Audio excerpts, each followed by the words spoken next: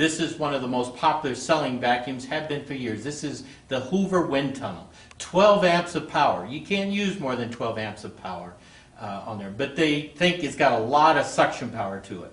So let's see how much suction it has.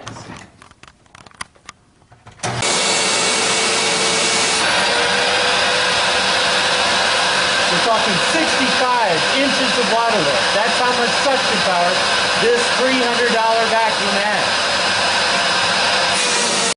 Our all-metal, American-made canister vacuum that is ideal for bare floors, all the attachment jobs. Let's see how much suction this has compared to that upright.